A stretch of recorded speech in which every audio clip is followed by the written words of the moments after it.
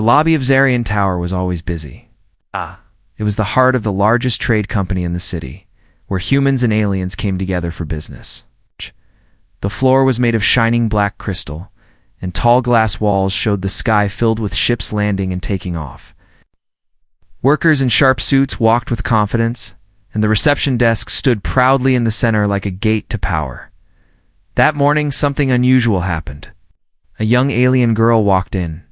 She looked nervous. Her steps were small, her shoulders low. She wore a plain, almost torn outfit, something that clearly did not belong in a place filled with luxury and wealth. Her shoes were worn out, her hands shaking as she clutched a small bag. Everyone turned to look at her. Soon whispers filled the air. Behind the shining reception desk sat Lerna, the alien receptionist. She was tall, elegant, and always wore the latest fashion.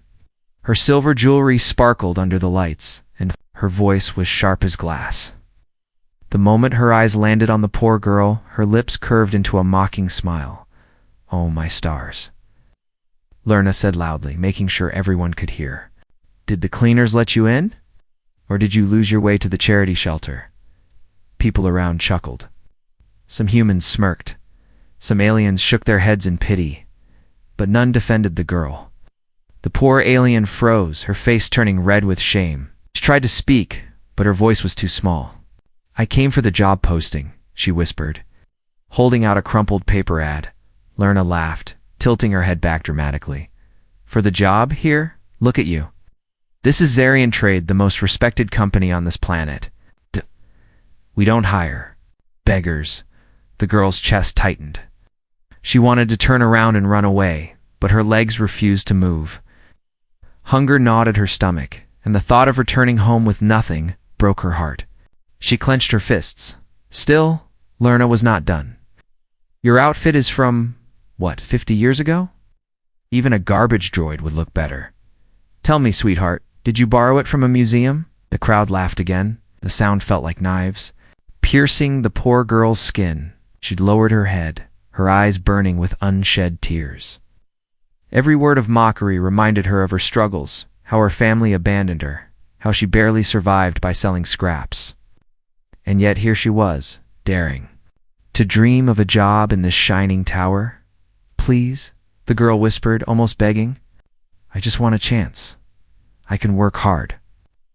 "I can't enough," Lerna snapped, rolling her eyes.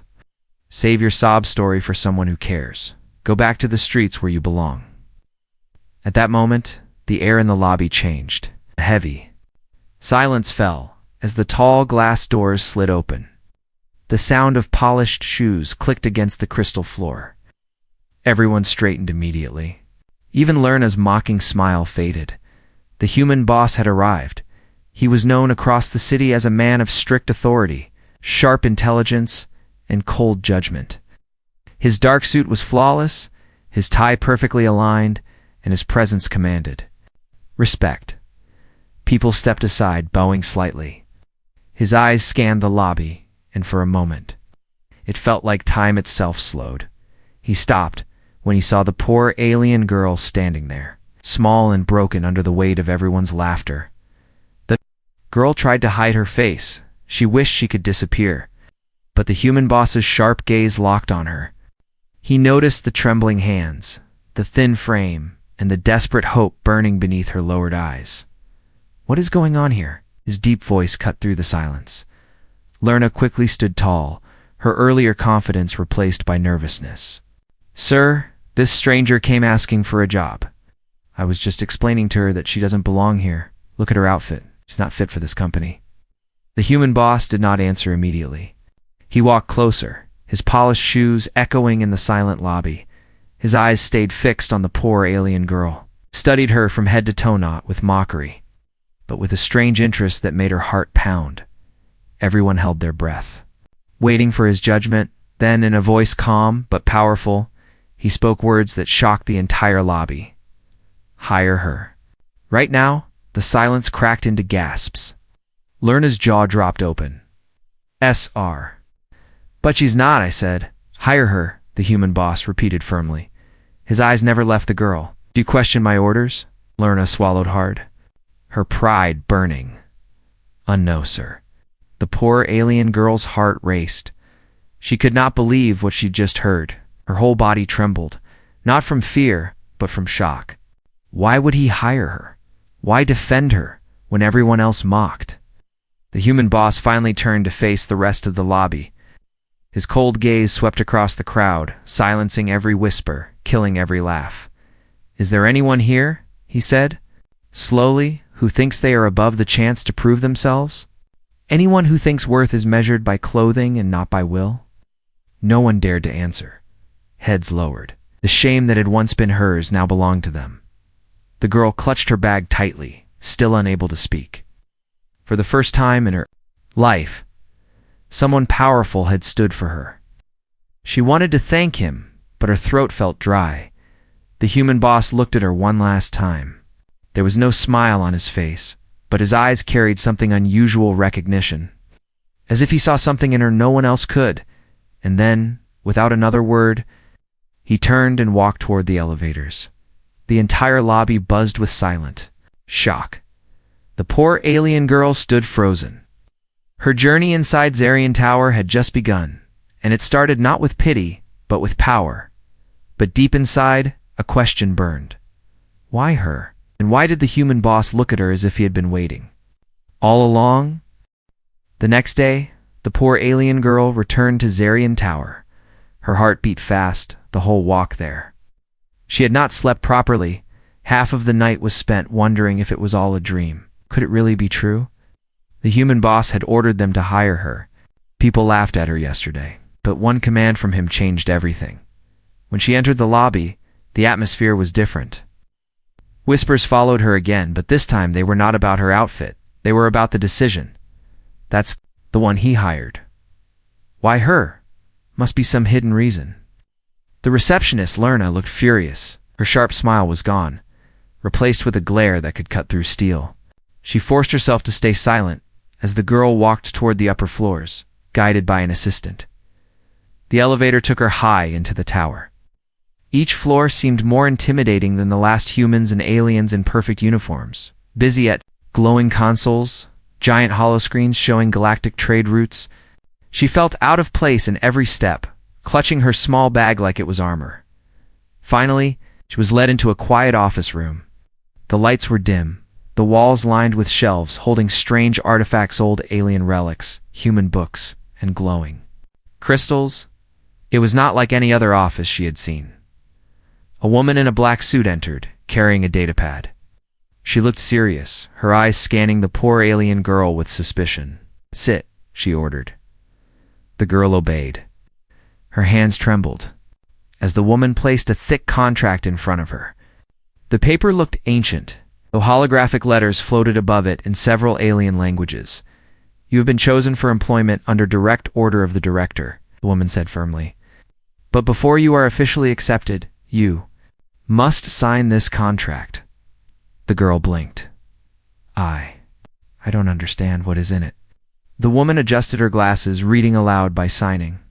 "You agree to full loyalty to the director, confidentiality of all tasks, and complete dedication to duties that may extend beyond normal company work hours. Breaking this contract will not only result in termination, but legal consequences under interplanetary law." The poor alien girl's breath caught. This didn't sound like a normal receptionist job. She hesitated, "But I thought I was hired for the front desk." The woman's lips curled into a small, knowing smile. "The director doesn't waste time on front desk hires. If he chose you, it means there's more to you than meets the eye. Do you refuse?" Her heart raced. Everyone laughed at her yesterday. She had nothing, no family, no home, no hope. And now this contract was her only chance. She swallowed hard and signed her name. The datapad glowed. A strange pulse ran through the room, like the contract itself had power. The woman nodded. "Good. Then your new life begins now." Before the girl could ask more, the door opened. The human boss entered. His presence immediately filled the room. He walked with calm authority, his sharp eyes resting on the signed contract. A faint smile touched his lips, not mocking, not kind, but satisfied. "Good," he said. "You accepted." The girl tried to speak, but her words stumbled. Sir, I don't understand why me. The boss leaned forward, his gaze steady. You don't need to understand yet. What matters is loyalty. You'll know the truth in time. He handed her a small badge. It wasn't like the badges she saw on other employees. This one had a strange mark, glowing faintly like a symbol of ancient origin. Keep this with you at all times, he ordered. It gives you access where others cannot go. Her fingers shook as she held it. Why would a poor alien girl be given such a thing? As if reading her thoughts, the boss continued. From now on, you will work under me directly. Your tasks may seem unusual. Do not question them. Do not share them. Can you do that? She hesitated, then nodded quickly. Yes, sir. Boss's eyes narrowed, searching her face. You remind me of someone important. Perhaps that is why you are here. The words confused her. Who could she remind him of? Before she could ask, the intercom buzzed. A deep voice said, Director, there's a problem in the archives. We need you immediately. The boss stood. Come with me. Her heart jumped. Me, but I no excuses, he said firmly. You signed the contract. You're mine. Now, you'll see what kind of work you've been hired for. The girl's knees felt weak as she followed him out of the room. Employees turned to stare. Why was the director bringing a new, poor-looking recruit to restricted areas? Jealous whispers spread again. They descended to the lower floors, deeper than she had gone before. The air grew colder, the lights dimmer. Strange symbols covered the walls. It's carved into the stone itself, symbols that looked almost alive. Finally, the doors opened into the company archives. It was nothing like a library. Massive alien tablets floated in glass cases, glowing scrolls, hovered in suspension fields, and machines hummed with unreadable data. The girl gasped. Something inside her chest stirred. The symbols on the walls, the glowing tablets, they looked familiar. She didn't know why, but she could almost understand them.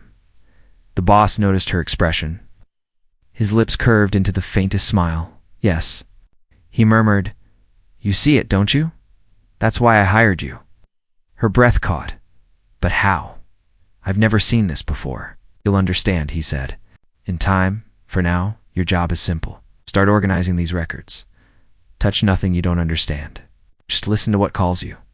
Her hands trembled as she reached for the glowing scrolls. When her fingers brushed one of them, a sudden warmth shot up her arm.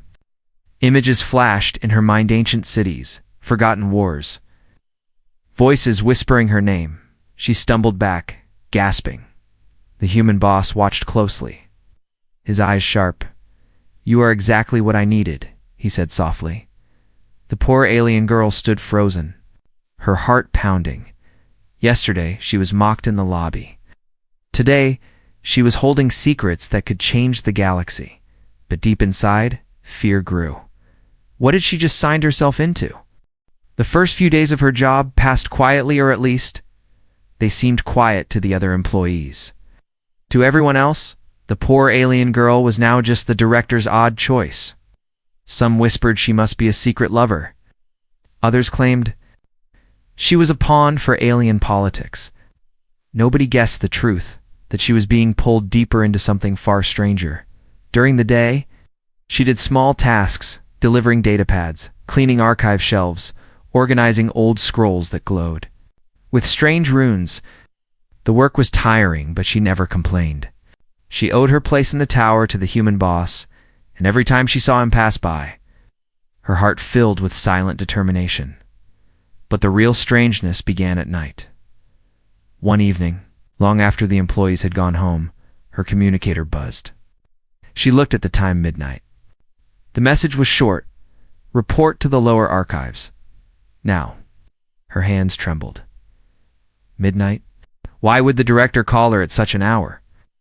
She considered ignoring it, but the contract's weight pressed against her heart. She had sworn loyalty. She couldn't refuse. The tower's upper floors were silent as she crept toward the restricted elevators. The lights dimmed after hours, and her reflection stared back from the polished glass walls. Her footsteps echoed, making her feel like a trespasser in her own workplace.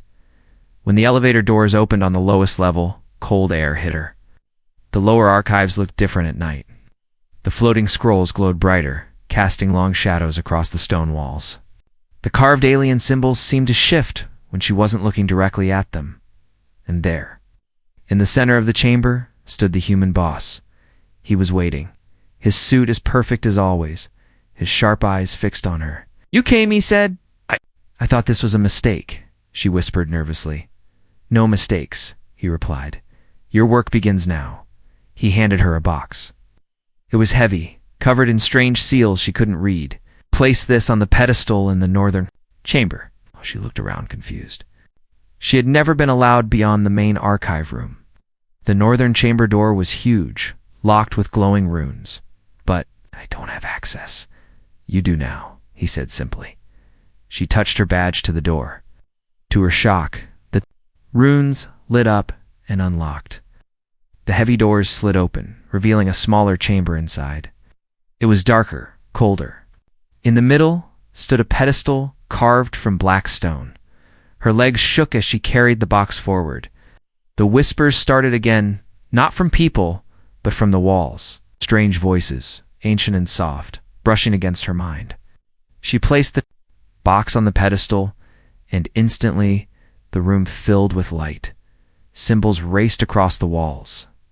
The pedestal pulsed with power. The box opened by itself, revealing a glowing shard of crystal. It hummed like a heartbeat. She gasped. "What is this?" The human boss stepped beside her, his face unreadable. "A fragment of the first language, a memory crystal. Only those with the blood of the old ones can awaken it." Her chest tightened. "Me. Just a poor girl, not nobody," he interrupted firmly. "Do you think I chose you by accident? The way you reacted in the lobby? The way you touched the scrolls? You are connected to this. Your kind forgot their heritage. But it lives in you." Her heart raced. She wanted to deny it, but the crystal's light responded to her pulsing faster when she stepped closer. Dimming when she pulled back. He turned toward her. His voice dropped lower, more serious. "From now on, you will come here every night. You will help me unlock these archives. You will listen to the voices in the walls and record what they say." Her lips trembled. "Voices, you mean?" "I wasn't imagining them?" "No," he said. "They are real. These archives contain the memory of civilizations long gone. But only you can hear them clearly." Fear and wonder mixed in her chest. She felt small, fragile, yet strangely powerful. The weight of her contract grew heavier. She hadn't signed up for this. She thought she'd just answer phones or file papers. Instead, she was unlocking the secrets of galaxies. For several nights, the tasks continued. She carried strange relics, arranged tablets in specific patterns, touched crystals that filled her mind with flashes of battles and ancient songs. Sometimes she woke up on the archive floor, not knowing when she had collapsed. Each time the human boss stood nearby, watching closely, writing notes in his datapad. The more she worked, the stronger the connection became. The voices no longer whispered, they spoke. They called her by name, guiding her hands. They told her secrets of her ancestors, of empires that rose and fell, of weapons buried in forgotten worlds. One night, while she was tracing glowing lines on a scroll, the voices grew urgent. The scroll flared and a deep alien voice thundered in her mind. "The storm is coming. The guardians will wake. Prepare the chosen," she cried out, dropping the scroll. Her head throbbed, her vision blurred. She fell to her knees. The human boss rushed forward, steadying her by the shoulders. For the first time, she saw true concern flicker in his eyes. "What did it say?" he demanded. Her lips trembled. "The storm is coming. Guardians will wake. Prepare the chosen." The boss's expression darkened. He muttered something under his breath, words she couldn't catch. Then he looked at her, his eyes sharp as blades. "This is it," he said. "This is why I needed you." Tears rolled down her cheeks. She was terrified. Why me? Why not someone stronger, smarter, braver? He stared at her for a long moment. Finally, his voice softened slightly, because sometimes the galaxy doesn't choose the strong. It chooses the unexpected. And you, girl, are the unexpected. Her heart pounded. She wanted to run. She wanted to scream. But deep inside, something told her he was right. As the night ended and she stumbled back to her quarters, one thought haunted her. She had been mocked in the lobby. She had signed a strange contract. She had touched things that were never meant to be touched. And now, she was no longer just an employee. She was part of a prophecy she didn't understand. The next morning, the poor alien girl thought she would finally rest. Her body was weak from the strange tasks of the night, her mind heavy with whispers of the archives. But there was no peace in Zarian Tower. Something unusual was coming. It began with a tremor. First it was small, just enough to make the glass walls shiver. Employees stopped typing at their glowing consoles. Then a stronger shake followed. Lights flickered. The floor beneath their feet vibrated like a living beast. The alarm rang. A deep mechanical voice echoed through every corner of the tower. Warning. External breach detected. Defensive shields compromised. The lobby erupted in panic. Humans and aliens rushed toward exits, their faces pale. Lerna, the receptionist who once mocked the poor alien girl, screamed as she dropped her datapad and bolted for the emergency stairs. And shoving. But the poor alien girl stood frozen. Her heart pounded, yet a strange calm spread through her. It was the same feeling she had in the archives, like something inside her knew this moment was meant to come. The elevator doors slid open. The human boss stepped out, his expression sharp, controlled. Even with the building shaking around him, he did not panic. His voice cut through the chaos. Everyone, hold your positions. Do not abandon your stations. This tower is not falling today. The command slowed some of the panic, but fear still filled the room. Several workers ignored. Himman continued fleeing. Then came the explosion. The ground shook violently as part of the outer wall cracked. Dust fell from the ceiling. Through the glass walls, they saw alien ships hovering dark, insect-like vessels, their weapons glowing. Pirates, someone whispered. The human boss turned to the guards. Activate countermeasures. Seal the upper floors. The guards obeyed, but their hands shook. The defense systems powered up, turrets rising from hidden compartments. But another blast hit, knocking out part of the energy grid. The lights went red. The poor alien girl's legs trembled, but she couldn't move away. Something deeper called her forward. Her eyes flicked toward the security consoles. Strange symbols flashed across the screen, symbols she had seen before in the archives. Nobody else noticed them. Nobody else could read them. Her breath caught. Could she control them? As another blast rocked the tower, she stumbled toward the console. Workers shouted at her to move away, but she ignored them. Her fingers hovered over the glowing screen. The symbols whispered in her mind, arranging themselves into meaning. She pressed one. The console responded instantly, opening a defense field above the lobby. The next pirate blast hit the shield instead of the wall, scattering sparks across. The glass, everyone gasped. What did she do? A human officer muttered. The girl's hands shook, but she pressed another symbol. The turrets reactivated, turning and firing at the ships outside. One vessel spun out of control, smoke trailing behind it. The receptionist hiding under her desk. Peeked out with wide eyes. She saved us. The human boss's eyes locked on the girl. For the first time, he allowed himself a small, knowing smile. Yes, he said quietly, just as I expected. But the battle wasn't over. The pirates sent drones crashing through the upper windows. Shards of glass rained down as metal creatures stormed into the lobby. Their claws sharp, their red eyes glowing. Screams filled the room. Workers ran, tripping over one another. The receptionist shrieked. The girl froze as one drone lunged at her. She raised her hands instinctively. The crystal badge on her chest glowed. A sudden pulse of energy burst outward, throwing the drone across the room with a crash. Silence fell. Even she stared at her own hands in shock. The human boss stepped forward, his voice steady. You see now? It's why you are here. This is why I hired you. Tears filled her eyes. I don't understand. I don't know what I'm doing. don't need to understand, he said. Your blood remembers, even if your mind does not. Trust it. Another drone leapt from above. She screamed, but this time she focused. Her hands moved to the symbols on the console. She activated another defense program, this one releasing a shock wave that fried several drones at once. Sparks showered the floor. The remaining drones screeched and pulled back. The pirate ships outside fired one last desperate blast, but the newly strengthened shield absorbed it. Slowly the enemy retreated into the clouds, disappearing as suddenly. As they came, the alarms went silent. The building was damaged, the lobby a mess of broken glass and smoke. But it still stood, and it was because of her. The employees, still trembling, looked at the poor alien girl with wide eyes. The same people who laughed at her days ago now stared, as if she were something holy or dangerous. Lerna, the receptionist, crawled out from under the desk. Her face was pale, her pride shattered. She could not even look the girl in the eyes. The human boss walked forward, placing a hand on the girl's shoulder.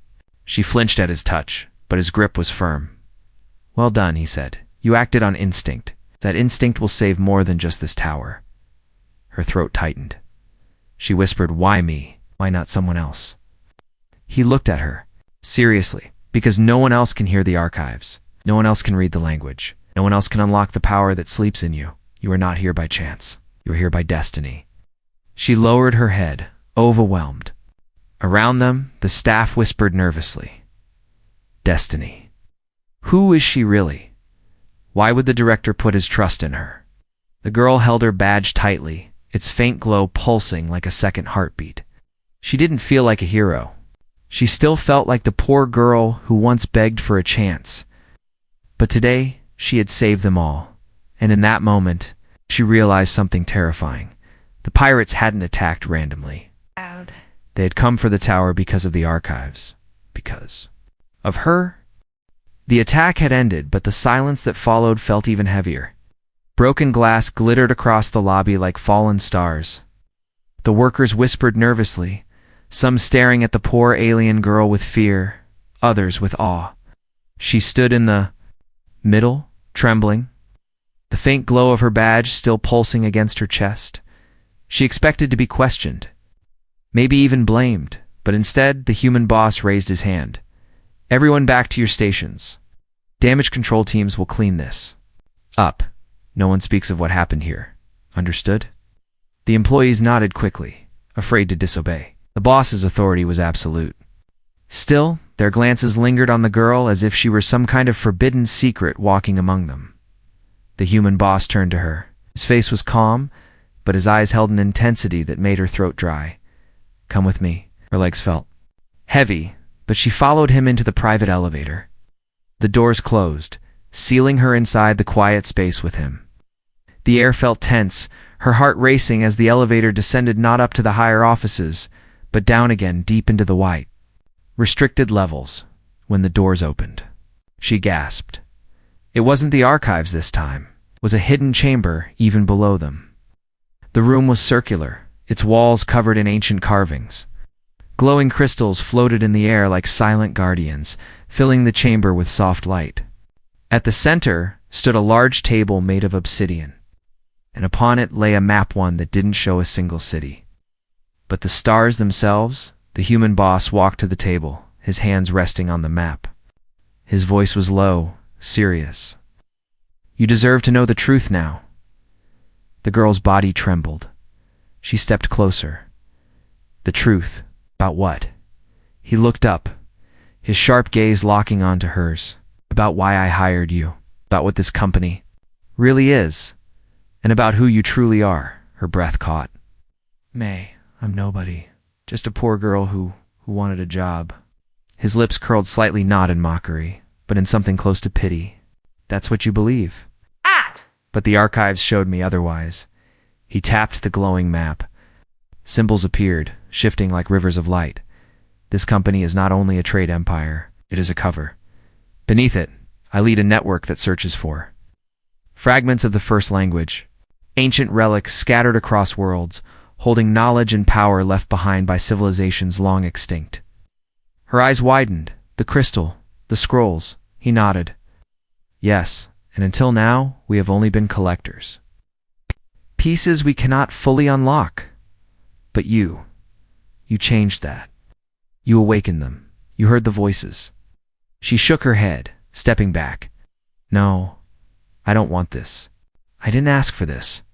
His expression hardened. Do you think destiny waits for permission? The archives called to you?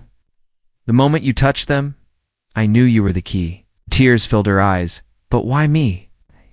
He was silent for a moment, then finally answered, because of your bloodline. Her heart skipped. My bloodline? Yes, he stepped closer, his voice lowering. Your people were once guardians of the first language. Long ago, before the wars and the fall of empires, they carried knowledge that could bend reality itself. But when the galaxy turned against them, they erased their own history, hid themselves among the poor and the forgotten. You are their descendant, and now the fragments recognize you. Her knees weakened. The words felt impossible, yet deep inside, some part of her accepted them. The way the symbols spoke to her, the way the crystal pulsed with her heartbeat, it all made sense now. She whispered, all my life. People mocked me, said I was nothing. And now you're telling me I'm part of something powerful? He nodded slowly. Not just powerful, necessary. Without you, the relics remain silent. With you, they awaken. That is why I pulled you from the lobby. That is why I defended you when everyone else laughed. Her tears fell freely. She wanted to feel proud, but fear clung tighter.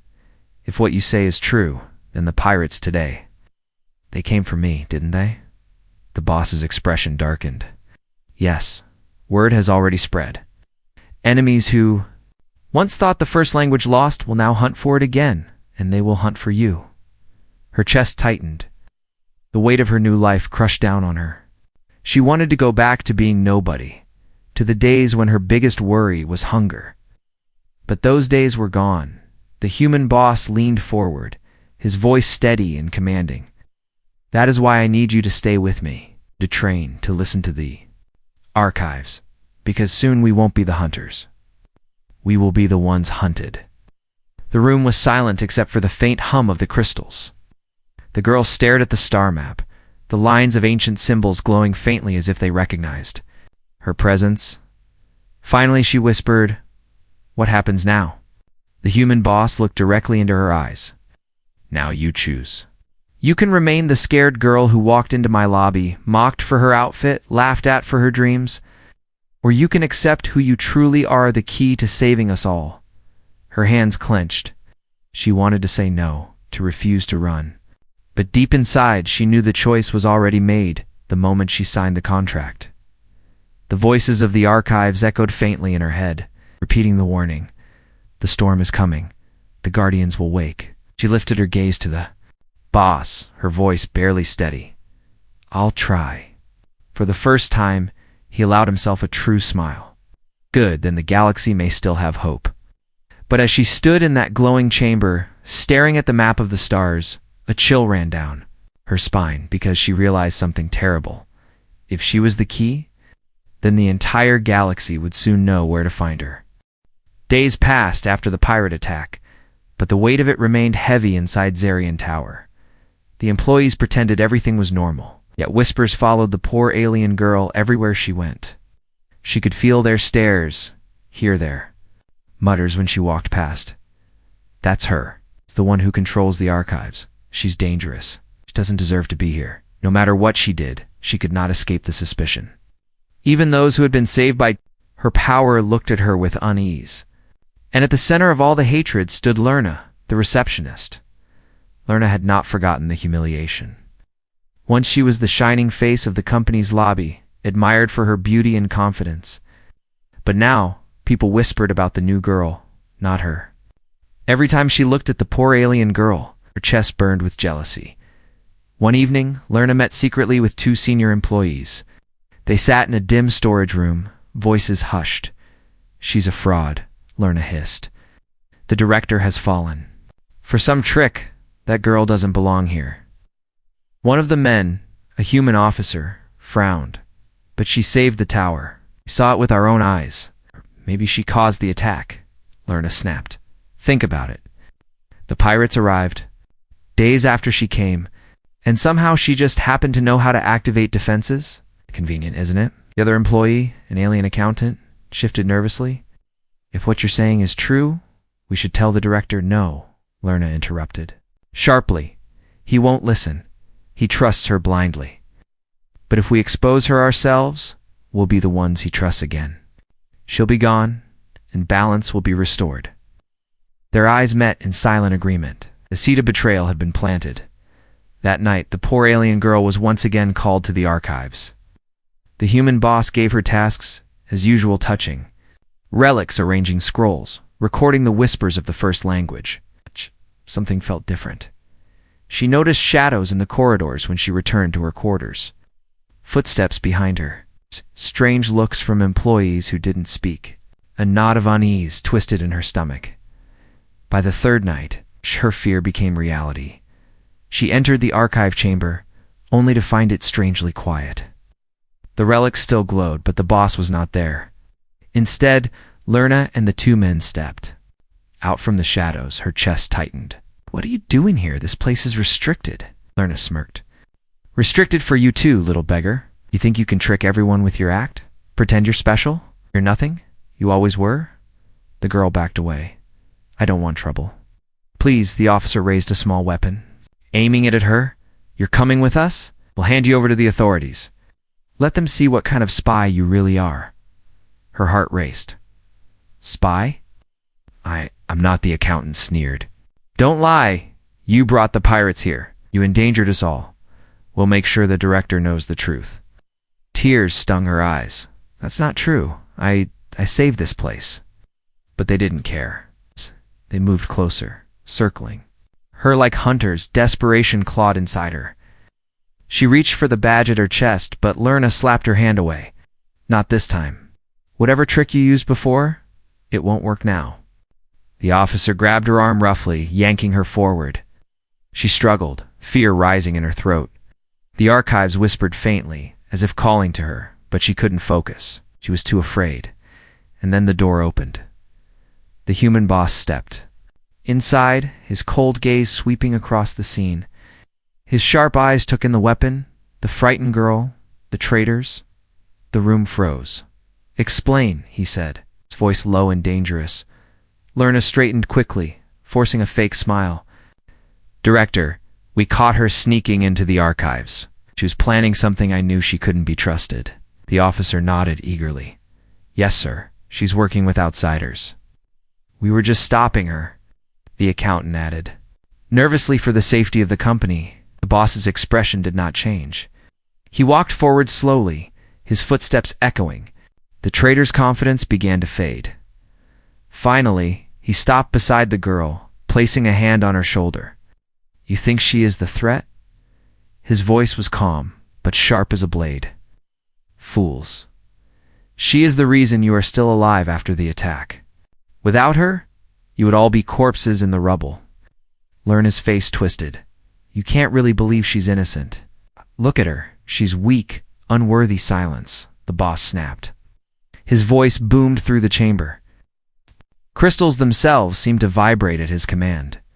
The officer lowered his weapon, shaking. Out. The accountant stepped back, pale with fear.